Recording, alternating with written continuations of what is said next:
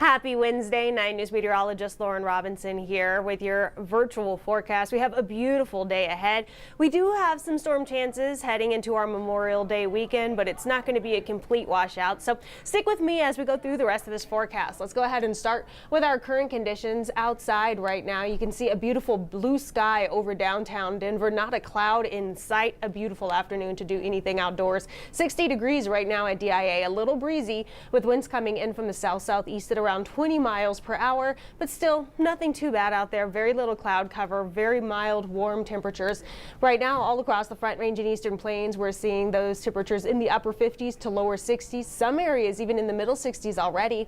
Warmer over in Greeley at 65 degrees there than down in Lamar. We're seeing 66 degrees at the moment. 40s in the high country, more 50s and 60s across the western slope.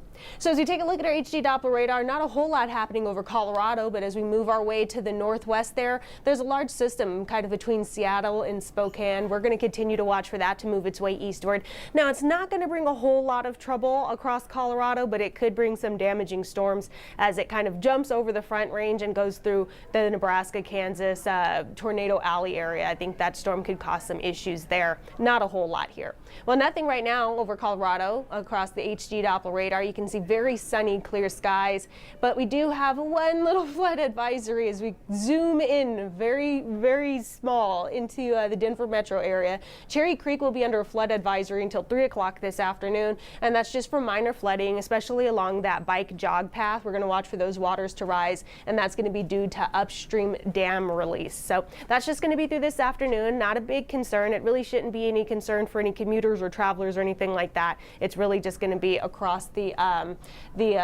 jog and bike paths there.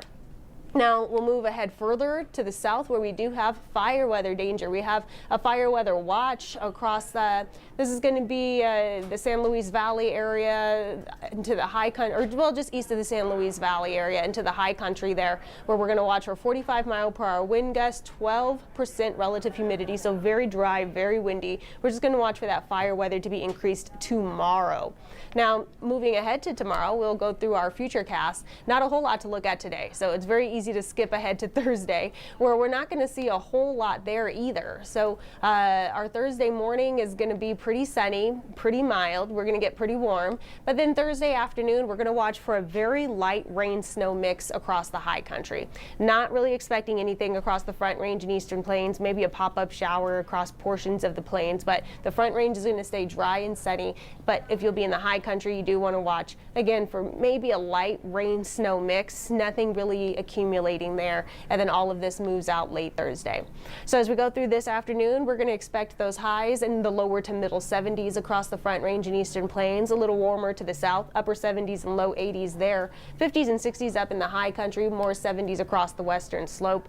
And then overnight tonight, mild lows, but a wide range across the eastern half of the state. We're going to be anywhere from the middle 30s in Lyman to the middle 40s in Denver. Everywhere else falling somewhere in between. The high country in the 20s and 30s, and the more 30s and 40s out west. So let's take a look at the next few days, especially going into our Memorial Day weekend. We're going to be very warm for our Thursday, approaching 80 degrees, sunny skies. Temperatures really ramp up tomorrow, but then as we move into the weekend, we're going to look for some spotty storm chances on Friday. I think they increase a bit on Saturday and Sunday.